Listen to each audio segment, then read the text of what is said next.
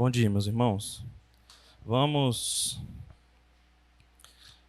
dar continuidade, então, à nossa escola dominical.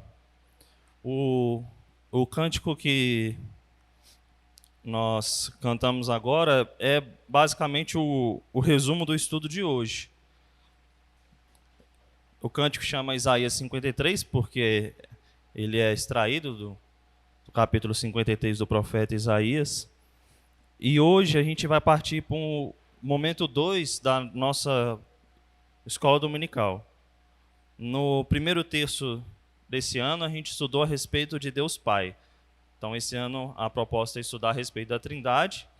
Nós estudamos a respeito de Deus Pai, várias características, desdobramentos, e a gente já pode concluir que nunca é um assunto que vai se acabar. E a gente sempre vai voltar e buscar e aprender mais. Hoje se inicia a segunda parte do estudo, que fala sobre o Filho. Então agora, nesse segundo texto, a gente vai estudar a respeito de Deus Filho, que é Jesus. E nada melhor do que estudar a respeito de Jesus do que aquilo que o profeta Isaías escreveu há 600 anos atrás. 600 anos antes de Cristo vir à Terra como encarnado, um homem, o Deus encarnado. O profeta Isaías escreveu várias coisas a respeito deles. E é bom a gente lembrar um pouco do contexto de Isaías. Isaías foi escrito em torno de 600, 700 a.C. Era o momento que a nação e o povo de Israel estava sendo atacado pelos assírios. A Síria e a Babilônia eram reinos gigantescos da época, e nesse momento específico, o Israel estava sendo atacado pela Síria, dominava todo ali o Oriente Próximo e a Ásia Menor. Então o povo de Deus, ele estava sendo feito de novo escravo. Vai lembrar que o povo já foi feito escravo no cativeiro aonde? No Egito, certo? E aqui de novo o povo está sofrendo isso. O povo estava sendo invadido, a nação dele estava sendo invadida, o templo estava sendo invadido, saqueado e destruído. Então, a gente precisa pensar, antes de qualquer coisa, como um israelita à época. Imagina, eles seguem Deus, Jeová, aquele que promete que enviará um Messias. Eles saem de 400 anos de escravidão do Egito e eles têm a certeza de que Deus daria para ele uma terra nova que derramaria com abundância leite, mel, e teria um maná, teria muita fartura, seria uma terra fértil. Essa era a promessa que estava na cabeça desse povo. E aí, de repente, eles se deparam com uma outra invasão, e agora de um povo diferente daquele do Egito. E eles começam a pensar, bom, será que todas aquelas promessas feitas por Deus, de fato são verdade? Será que Deus, ele prometeu que livraria aquele povo de todo e qualquer sofrimento? Será que quando Moisés subiu no alto do monte, viu ali a terra de Canaã, será que a visão daquele povo ali era realmente essa terra é a terra perfeita que Deus guardou para o seu povo, e aqui a gente não vai sofrer mais. E aqui a gente vai viver eternamente. Deus nos guardando, Deus nos dando o pão de cada dia. Será que essa era a promessa?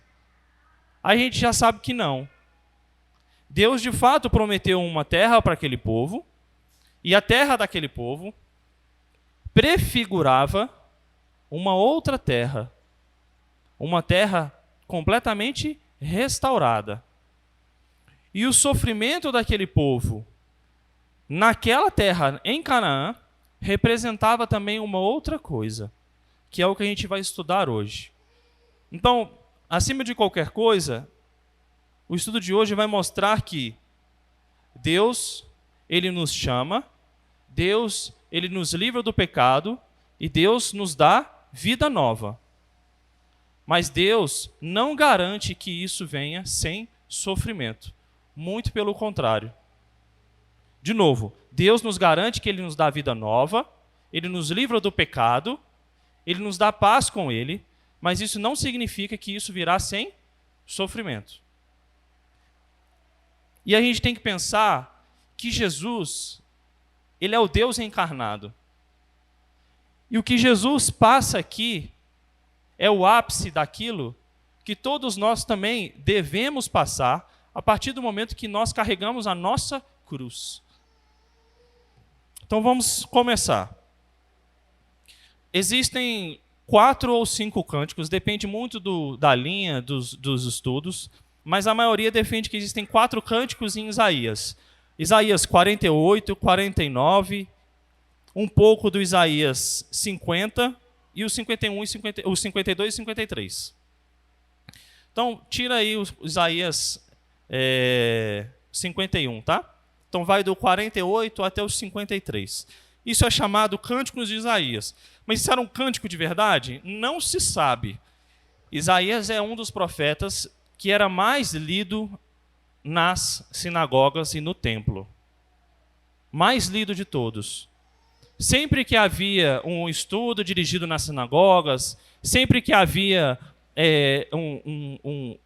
uma festa, algo sacrificial, qualquer celebração, simples que seja, Isaías quase sempre estava presente. Porque Isaías, para o judeu, Isaías é a certeza do Messias que viria. Quando eles liam Isaías, eles relembravam e se fortaleciam que Deus enviaria para eles um Messias para os salvar. E é nesse contexto que Isaías recebe a revelação de Deus.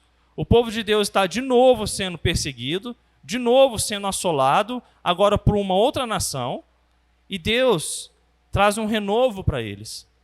Traz uma memória daquilo que Deus já prometeu lá no início, de que ele enviaria um Messias e que no Messias eles terão descanso. Então vamos abrir a palavra de Deus? Eu vou pedir para que você abra a físico, digital, porque a gente vai tentar ler versículo por versículo, quase todos, os principais, e tentar tirar o significado de cada um deles e aplicar ao contexto. Então vamos começar com Isaías 49. Isaías 49. Se você está com a sua Bíblia física aí, tem um títulozinho, né? Que isso não está no cânon da Bíblia, mas isso serve para nos trazer o contexto. E o que está escrito aí? O servo do Senhor é a luz dos gentios. Vamos lá. Isaías 49. Alguém lê para mim o verso de número 3. O que diz a palavra de Deus?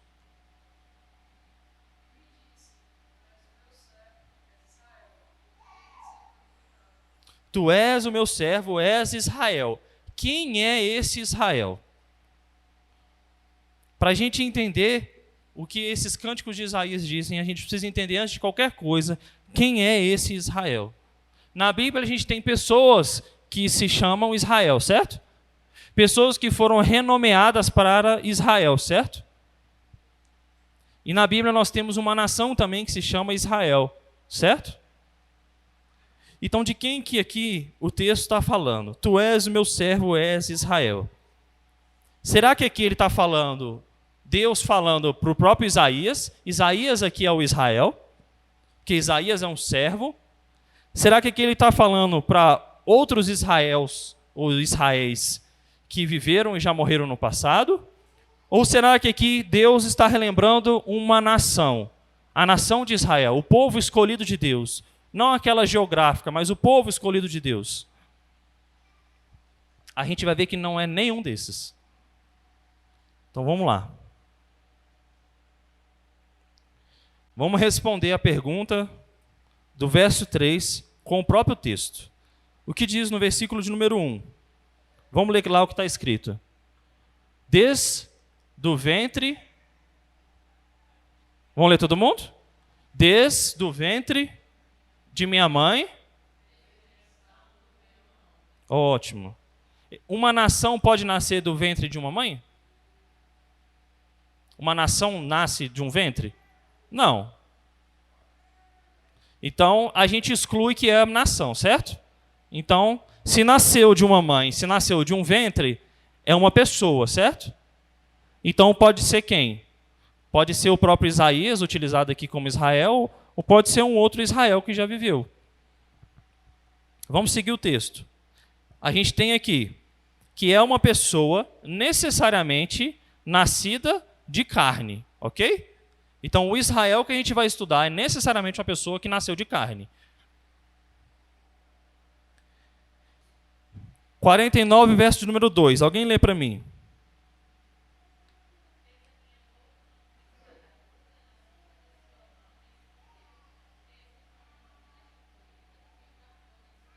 Isso. Então vamos estudar isso daí. A boca serve para a pessoa fazer o quê? Anunciar, certo? Falar. Então no verso 1, essa pessoa que nasceu do ventre de uma mãe, por meio da boca dela, essa pessoa fará anúncio, certo? Segue o texto. Esse anúncio será como uma espada aguda. Qual é o sentido de espada na Bíblia? De a palavra, de uma força, de um guerreiro, certo? É aquela que faz divisão entre o que é certo e o que é errado, do que é santo, do que não é santo, certo? Então essa boca, ela serviria como uma espada. Segue o texto. Na sombra de sua mão me escondeu. Então parece que esse Israel, nascido de um ventre, que tem a sua boca que anuncia, e anuncia como uma espada, alguém guarda essa pessoa, esse Israel, nas suas mãos. E depois que essa pessoa abre suas mãos, esse Israel sai como o quê? Segue o texto. Flecha polida. A flecha serve para quê? De fato, matar, certo? Alvejar alguém, matar alguém, aniquilar alguém ou algo. Nesse caso não é alguém, é alguma coisa. Mas essa flecha, ela ainda não foi atirada. Segue o texto, depois de polida. O que é a aljava? Isso, a Keila falou ali. É aquele suportezinho, né? Normalmente a gente tem de índios aqui no Brasil, né? Faz, por exemplo, um de bambu, coloca uma cordinha, coloca as flechas ali dentro. Então essa flecha, ela está o quê? Ela está guardada. Ela não foi lançada ainda.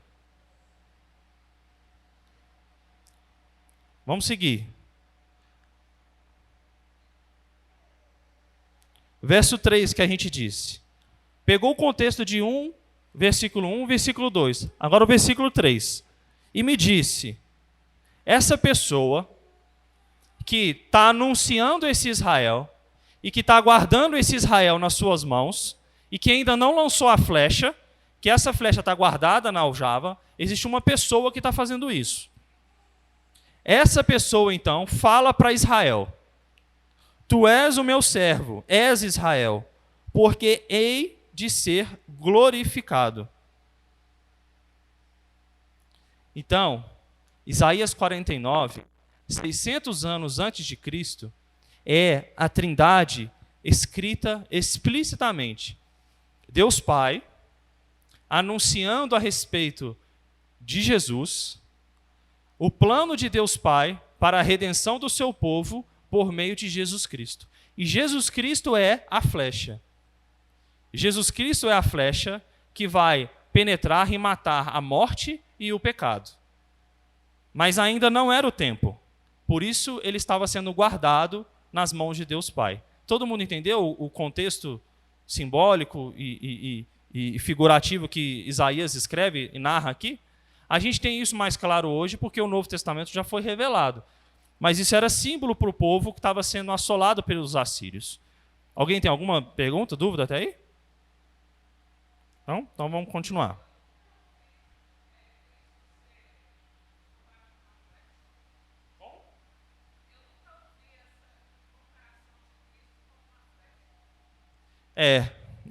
O texto trouxe isso do livro que a gente estuda. E os comentaristas também, na Bíblia de Genebra, de outros livros, também trazem isso.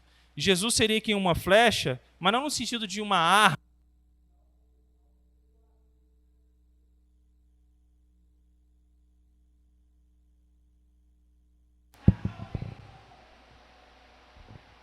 mas no sentido daquele que destruiria o pecado. Vamos seguir então. Verso de número 4. Alguém lê para mim. 49, verso 4.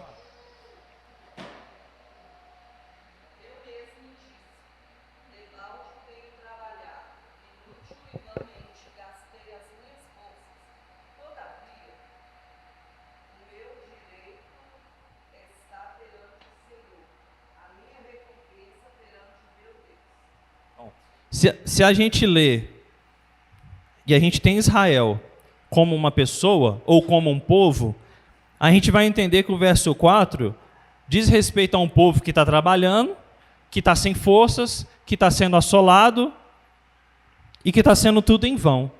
Mas quando a gente entende que aqui fala a respeito de Jesus, nós conseguimos aplicar o verso 4 de que Jesus veio e que ele não foi aceito pelo seu povo, e que ele foi rejeitado pelo seu povo, e como diz ali, Israel, que era uma nação, a própria nação de Israel rejeitou aquele que viria, o Messias. É isso que o verso 4 diz. O verso 4 e todo o texto, como a gente falou lá no subtítulo que tem na Bíblia, o servo do Senhor é a luz dos gentios. E quem é a luz dos gentios? Jesus. E essa luz dos gentios, no verso 4, ela foi rejeitada pelos israelitas. Verso 5, alguém lê para mim.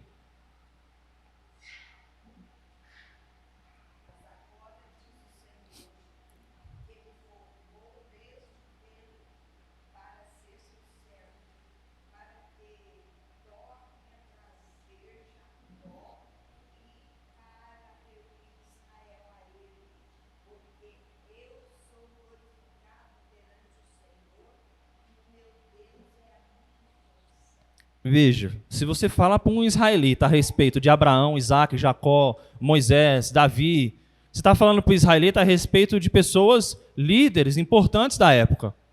Mas o que o texto diz aqui, o que Deus revela a Isaías, é que Jacó, ele está o quê? Disperso.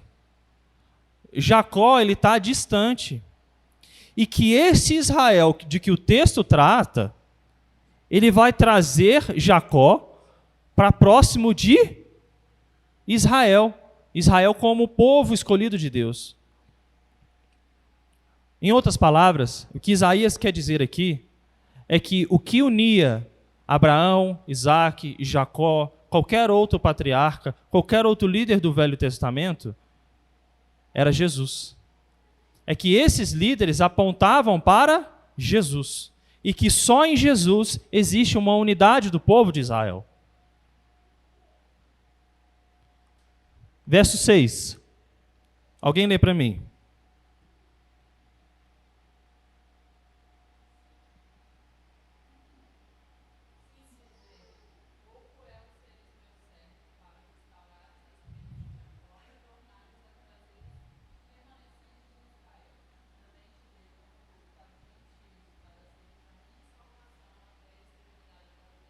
Bom, se Jacó era um prenúncio de Jesus, assim como os patriarcas, os profetas, eles também tinham a sua missão incompleta, porque eles levavam a palavra para quem? Para os judeus.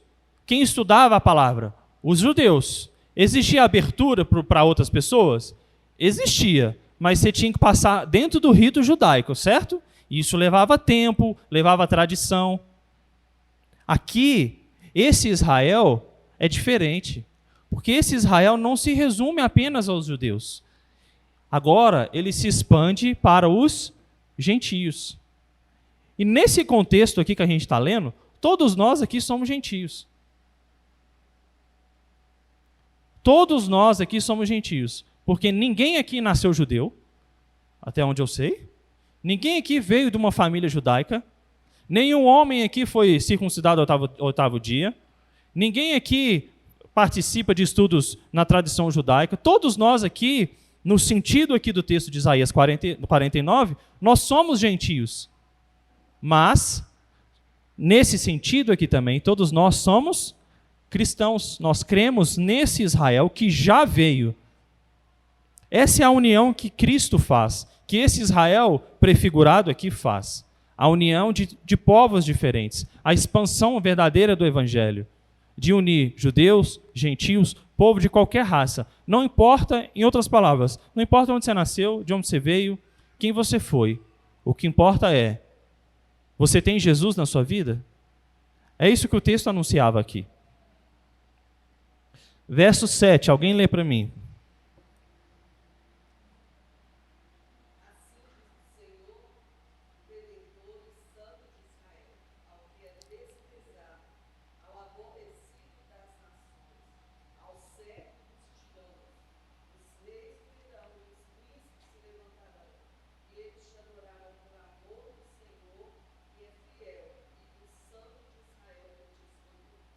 Veja, versículo 7, nós temos a certeza de que esse Israel, Jesus o Cristo, ele seria exaltado acima de qualquer nação, de qualquer rei e de qualquer povo.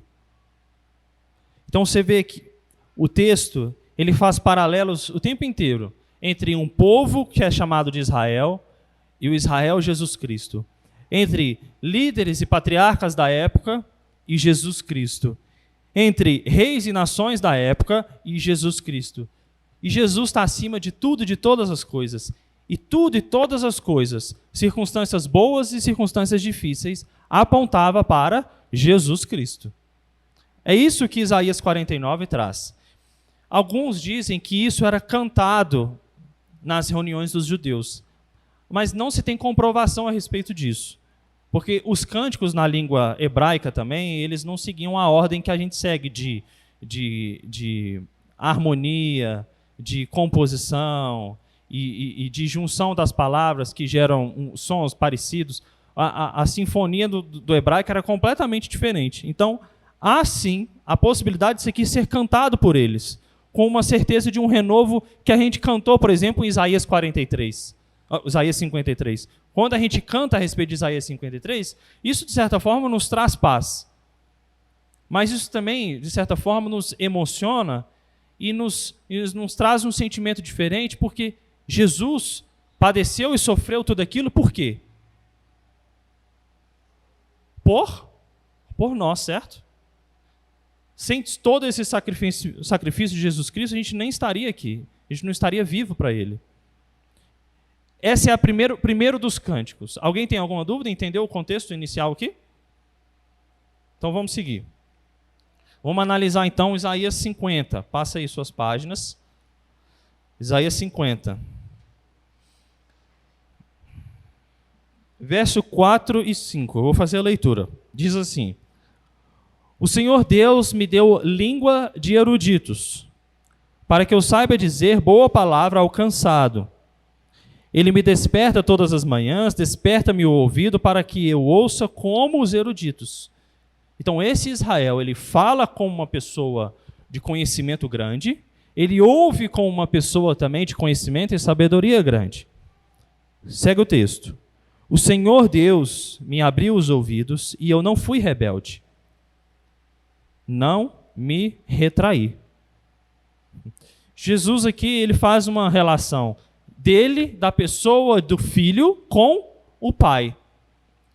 E de que o filho é totalmente dependente do pai. E que é como se o pai abrisse os seus ouvidos, abrisse a sua boca. E no verso 5 ele faz o paralelo com quem? Jesus com os homens. Porque os homens são rebeldes, os homens se retraem, os homens são covardes. Mas Jesus, não. Verso de número 6. Ofereci as costas aos que me feriam as faces, aos que me arrancavam os cabelos. Não escondi o rosto aos que me afrontavam e me cuspiam. Provavelmente o povo de Israel não tinha nem o vislumbre do que de fato seria esse versículo 6. do que tão horrível foi esse versículo 6. A Bíblia diz que o céu ficou como trevas, e trevas jamais vistas, justamente por causa dessa palavra revelada a Isaías. Vamos abrir, alguém abre para mim Mateus 27, no versículo 25 e 26, que é o cumprimento desse versículo. Mateus 27, 25 a 26.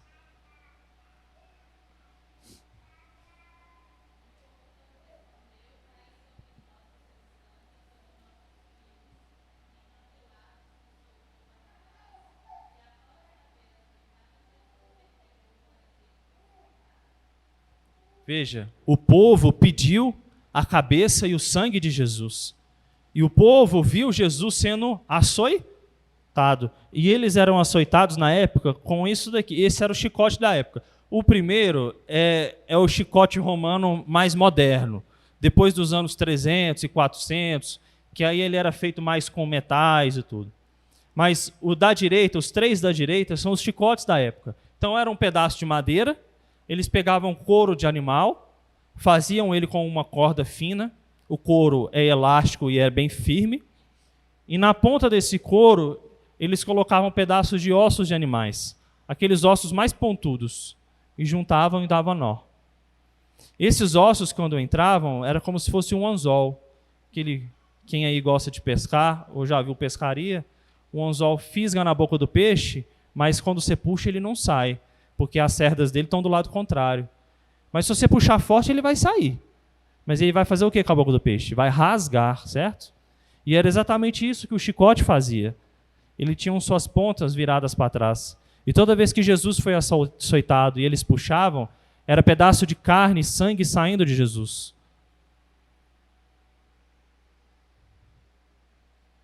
É isso que Isaías estava falando aqui no verso de número 6.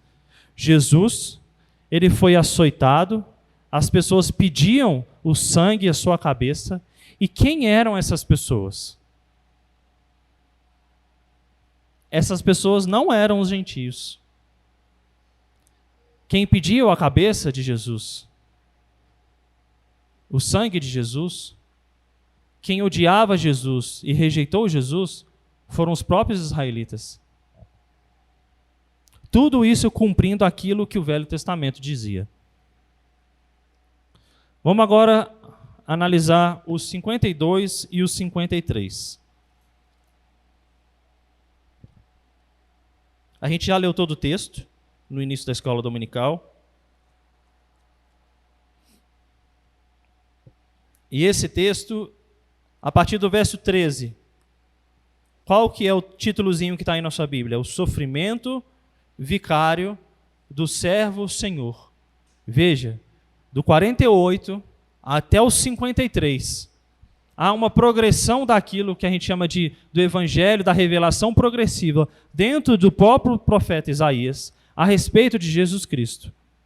Aquele que foi comparado e feito analogias de povos, patriarcas, nações, reis. Aquele que é o Israel, o servo, agora é o sofrimento que ele vai passar.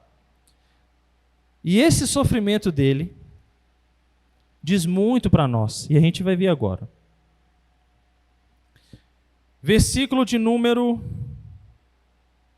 2, do verso 53. Alguém lê para mim?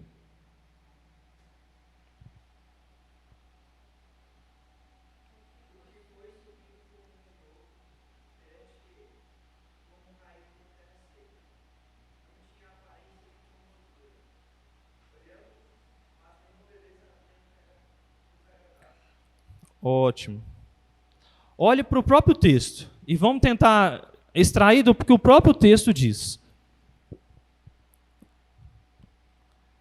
Ele foi subindo como renovo. A palavra renovo, no original, ela tem o sentido de uma planta que tem um broto e tem o tronco principal. E esse tronco principal parece que morreu, ele secou e murchou. E o renovo é como se fosse um novo broto, mas que ele sai lateral daquele que já morreu. Esse é o renovo que é Jesus Cristo, ilustrado aqui. Então, essa pessoa, esse servo sofredor, ele sai do mesmo tronco seco, e a terra que ele sai é uma terra seca. O que isso quer dizer? Jesus de Nazaré, ele sai de uma terra que ninguém dava importância, de um povo que ninguém dava importância, como um renovo. E esse Jesus, ele não tinha, provavelmente, olhos azuis, cabelos loiros, uma pele branca. Isso foi o que muitos dizem, né? O que a história nos mostra. Depois que Leonardo da Vinci fez o seu possível autorretrato, Jesus foi mais, né, falado aí no tempo de 1500, 1600, 1700. Aquele Jesus loiro, olhos azuis, cabelo liso, escorrido, às vezes usando até chuquinha, né? Aquelas vestes brancas, mais alvos do que a neve. Jesus não era assim. Porque a gente não consegue exatamente saber como que Jesus era. Justamente porque nós somos idólatras. E nosso coração é uma fábrica de ídolos. Graças a Deus que a gente não sabe como que Jesus era. Porque se a Bíblia descrevesse como Jesus era, você pode ter certeza, teria um monte de Jesus aqui. Um monte de gente saía andando com Jesus. A gente já tem uns Henri Cristo da vida, né? Que supostamente imitam Jesus.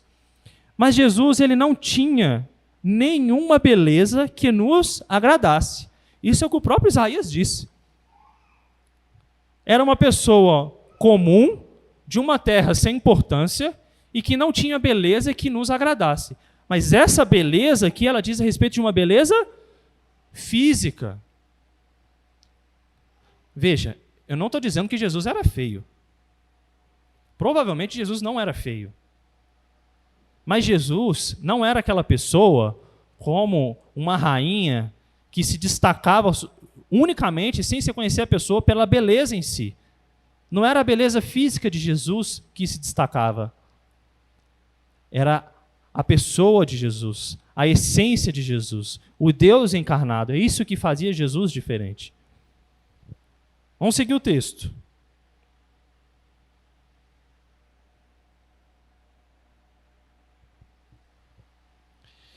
Verso de número 3. Alguém lê para mim.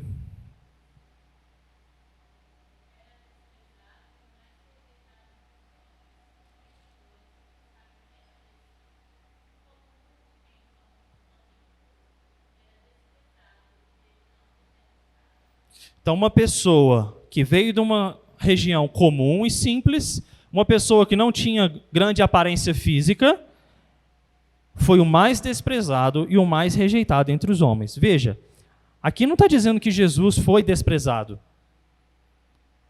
Aqui está dizendo que Jesus, ele foi desprezado e o mais rejeitado. Jesus foi o mais rejeitado. Homem de dores que sabe o que é padecer. Por isso que a gente fala que a gente tem ideia, tem uma música que diz até assim, a Mari deve saber, aquela música que fala que a gente sabe o quanto que Jesus sofreu, do Hillsong lá. A tradução dela é muito ruim. Luz do mundo, vieste à terra para que fizéssemos... eu nunca saberei... Isso. Algumas traduções falam que eu tenho ideia, ou que eu saberei, ou que eu tenho indícios daquilo que... A gente nunca vai ter noção de que foi o sofrimento de Jesus na cruz. Porque Jesus pegou o pecado de todo mundo, de todos os tempos, de todas as eras. Foi colocado dentro de um copo, e esse cálice foi derramado de Jesus de uma só vez. Só o próprio Deus encarnado conseguiria suportar isso. Por isso que fala que é uma pessoa de dores e que realmente sabe o que é padecer. E segue o texto, como que em homens que escondem o rosto ele era desprezado e ninguém fez caso dele. Verso 4. Alguém lê para mim.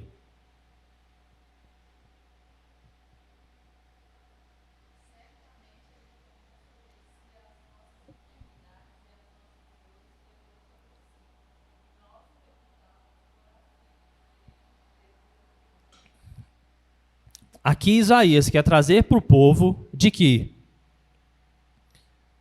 sabe o Messias que vocês estão esperando? Sabe esse sofrimento que vocês estão passando agora, sendo invadido por uma outra nação?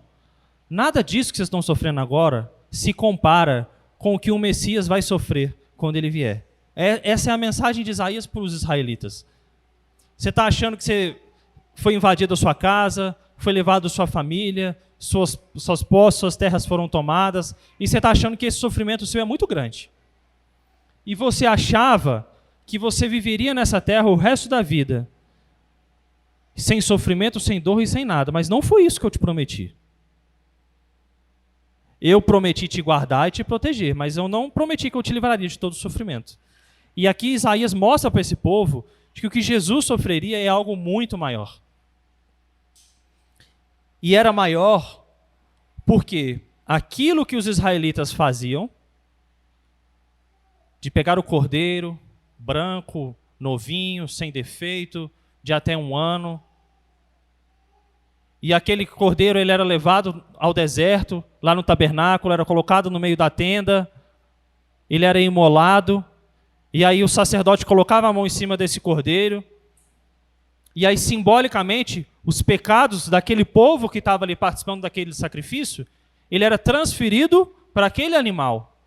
Aqui, Isaías quer dizer que os pecados que aquele povo continuava a cometer, eles seriam transferidos totalmente para Jesus. E Jesus Cristo aplacaria a fúria e a ira de Deus, a ira santa de Deus.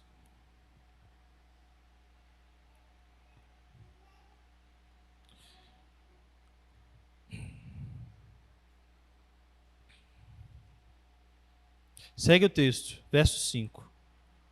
Ele foi traspassado pelas nossas transgressões, moído pelas nossas iniquidades. O castigo que Jesus sofreu nos traz a paz. Estava em Jesus. E pelas suas pisaduras fomos sarados.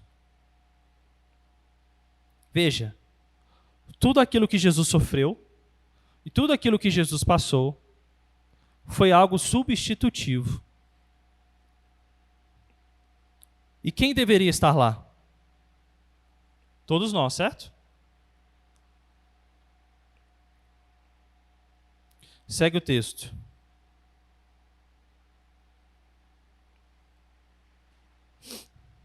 Todos nós andávamos desgarrados como ovelhas.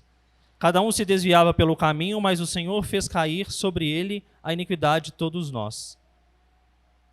Veja, o profeta pega a palavra de um animal e traz como se nós fôssemos ovelhas. E ovelhas soltas, perdidas, sem pastor, sem rumo. Mas no verso 7 ele faz um paralelo também desse animal.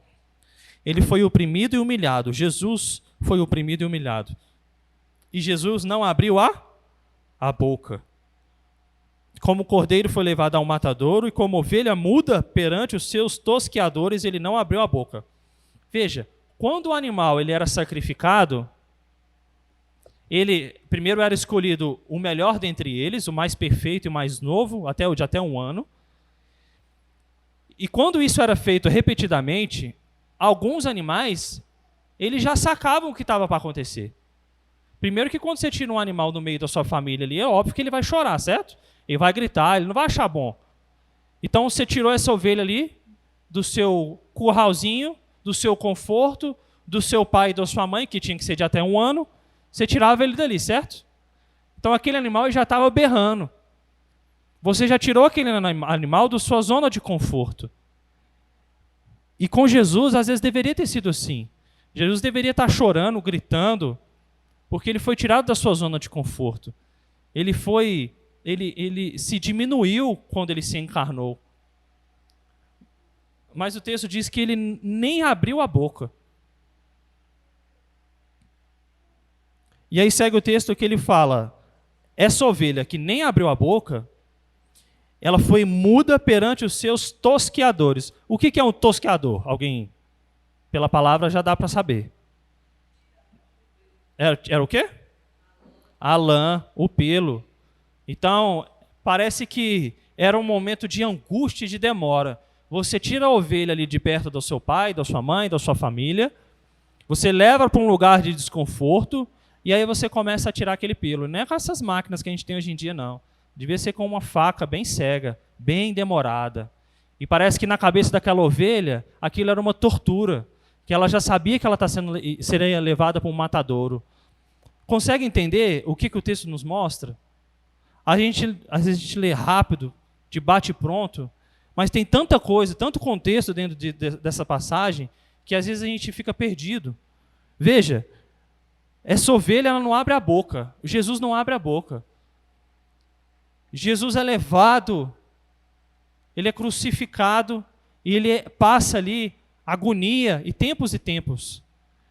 Desde a entrada de Jesus, quando Jesus é traído, a entrada triunfal no seu jumentinho, Jesus, o paralelo aqui é o seguinte: quando você tira a ovelha lá do seu curralzinho, ela já sabe que ela vai ser sacrificada, e você começa ali a cortar aquele pelo devagarzinho, é quando Jesus entra no seu jumentinho, na sua entrada triunfal em Jerusalém. Ali era Jesus sendo tosqueado. Ali era Jesus sabendo que ele estava indo em direção ao matadouro. E aí segue o texto. Jesus ele não abre a boca. E aí o verso 8. Por juízo opressor ele foi arrebatado de sua linhagem, e quem dela cogitou. É interessante que no sentido da lei da época, aquele que era pendurado em madeiro, ele era o quê? Ele era maldito, certo? Aquele que era pendurado no madeiro, ele nunca pertenceria a Deus. É uma forma cabal de acabar com aquela pessoa. Zé Fini. E era isso que eles queriam fazer com Jesus Cristo. Levar Jesus à cruz, de modo a aniquilar Jesus.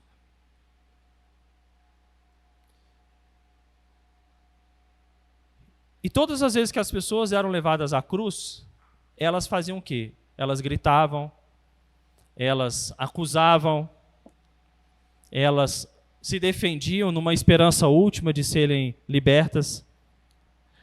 Mas as pessoas que eram levadas à cruz, elas eram levadas porque elas cometeram algum crime, certo?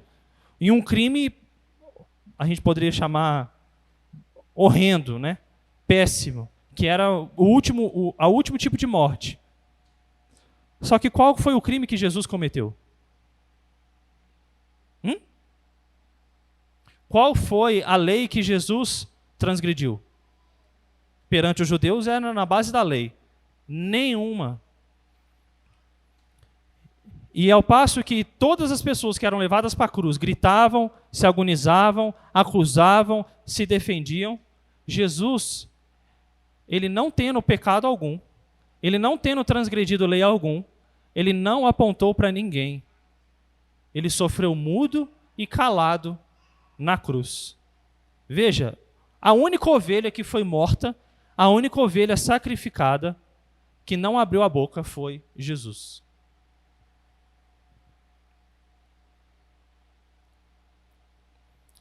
No verso 5 diz que pelas nossas iniquidades o castigo dele nos traz paz, e pelas suas pisaduras nós fomos sarados.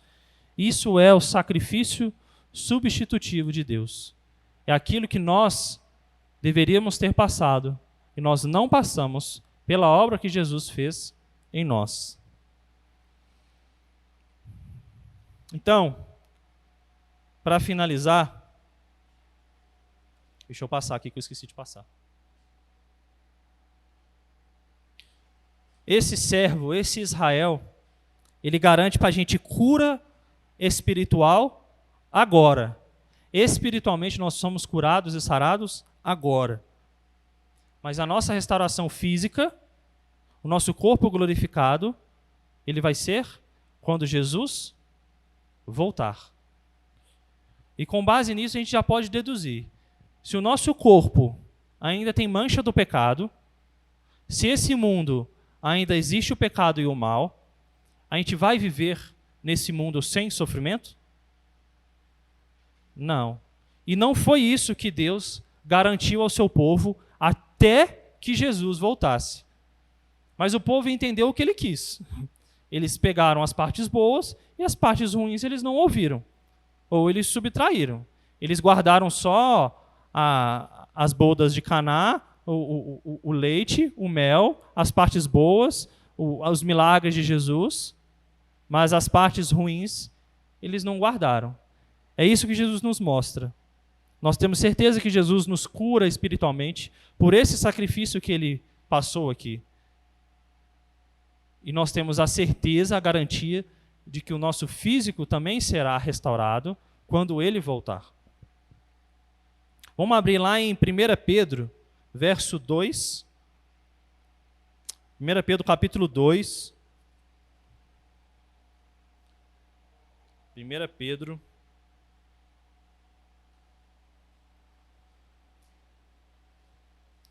capítulo 2, verso 23 e 24. A palavra de Deus diz assim: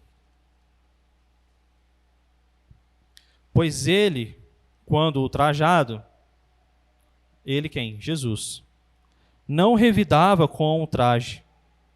Quando maltratado, não fazia ameaças, mas entregava-se àquele que julga retamente. Quem é o julgador de tudo? A gente sabe que na Trindade, Deus é visto como quem? Deus Pai é o juiz, certo? E Jesus Cristo? No tribunal, ele é o advogado, certo? É aquele que advoga para nós. Aquele que julga retamente é o Pai. E o que o Filho faz? Verso 24. Carregando ele mesmo em seu corpo sobre o madeiro os nossos pecados, para que nós, mortos para os nossos pecados, vivamos para a justiça. Por suas chagas fomos sarados. Veja, quase 1000 anos depois, é isso que Pedro escreve.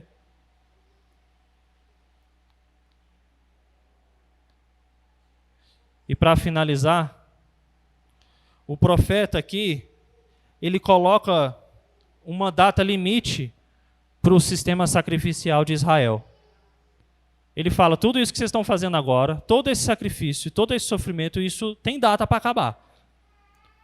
O seu sacrifício vai acabar quando Jesus vier. E 70 depois de Cristo, o templo foi destruído e até hoje eles não fazem isso mais. E o sofrimento que vocês estão passando aqui nessa terra também tem data para acabar. Quando Jesus vier de novo. Quando Jesus voltar. Amém?